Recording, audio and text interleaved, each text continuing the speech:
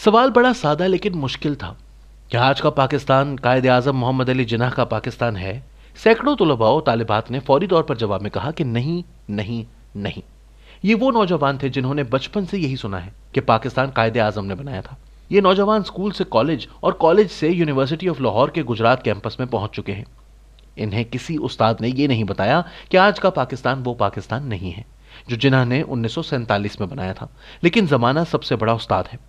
जमाने ने नौजवानों को बता भी दिया और समझा भी दिया कि ये वो पाकिस्तान नहीं जो कायदे आजम ने बनाया था।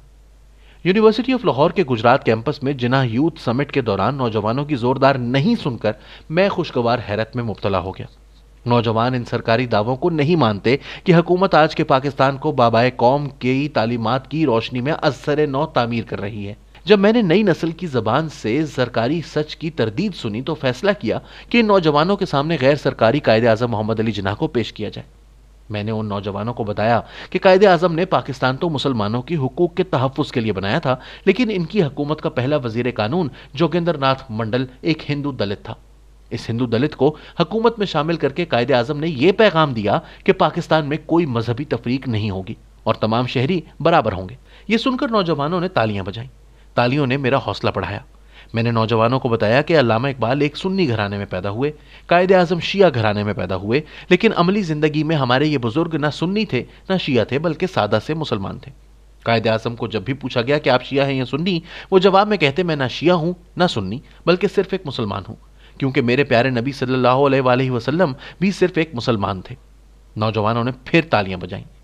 इन्हें यह किसी ने नहीं बताया था कि कायदे आजम की अहलिया रत्ती जिन्नाह का कबूल इस्लाम सुन्नी मसलक के तहत हुआ और अगले रोज इनका निकाह शिया रिवायत के मुताबिक हुआ। इनकी एक बहन की शादी सुन्नी खानदान में और दूसरी बहन की शादी शिया खानदान में हुई। कायदे आजम की नमाज जनाजा सुन्नी मसलक के मुताबिक अदा की गई, लेकिन इनकी वसीयत इस्माइली रिवायत के मुताबिक थी। इनकी बेटी ने एक गैर मुस्लिम से शादी की जिस पर वो खुश ना थे और बेटी से कता ताल्लुक कर लिया, लेकिन अपनी जायदाद से बेटी को हिस्सा भी दिया।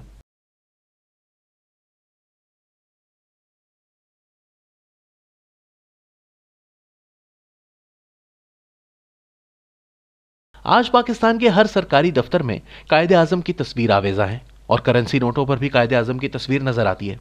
25 दिसंबर को बानिया पाकिस्तान का यौम पैदाइश और 11 सितंबर को यौम वफात भी मनाया जाता है, लेकिन रियासत पाकिस्तान कायदे आजम की तालीमात से कोसों दूर नजर आती है। वो कायदे आजम जिन्होंने 1919 में रॉलेट एक्ट के खिलाफ असम्बली की रुकनीत से इस्तीफा दे दिया था, आज उसी कायदे आजम के पाकिस्तान में अराकीन असम्बली पर अंग्रेजों के बनाए हुए कवानीन के तहत बगावत के मुकदमे बनाए जाते हैं। वो कायदे आजम जिन्होंने 1929 में असम्बली के फ्लोर पर भगत सिंह जैसे इनकलाबी के हक में तकरीर की, इसी कायदे आजम के पाकिस्तान में भगत सिंह को सरकारी तौर पर तहरीक आज़ादी का हीरो तस्लीम नहीं किया जाता।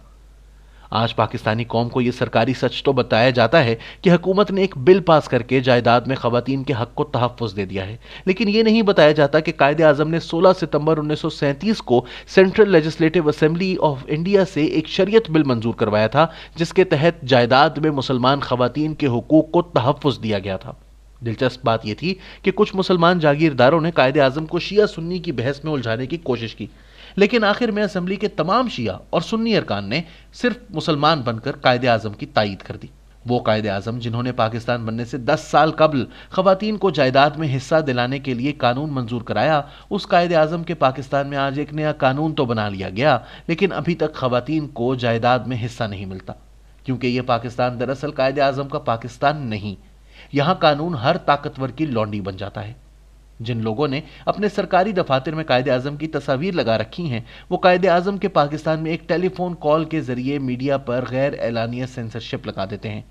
दरअसल इनको किसी ने बताया ही नहीं कि कायदे आजम तमाम उम्र आज़ादी सहाफ़त के सिर्फ ज़बानी कलामी हामी नहीं रहे, बल्कि उन्होंने कई सहाफ़ियों के लिए खुद आवाज़ बुलंद की। मुंबई क्रॉनिकल के एडिटर के खिलाफ डिफेंस ऑफ इंडिया रूल्स के तहत कार्रवाई हुई तो कायदे आजम ने इनके हक में असेंबली में तकरीर की।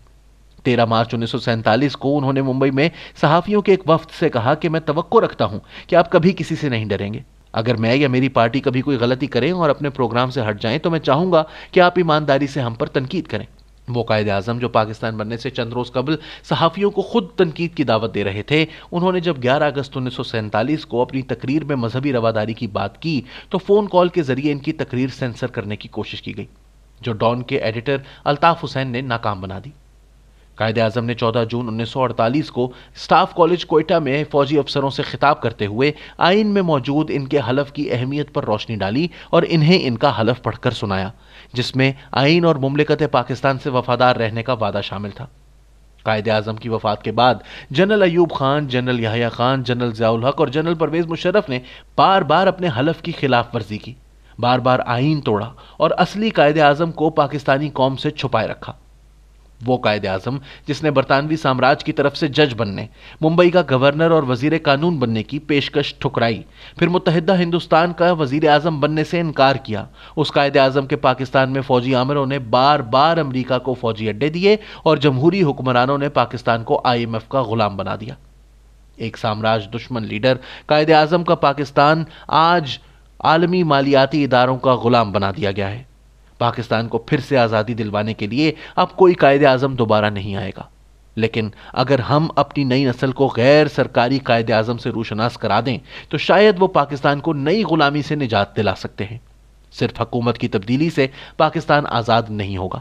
آزادی کی نئی جنگ جیتنے کے لیے ہمیں غیر سرکاری قائد اعظم تلاش کرنا ہوگا۔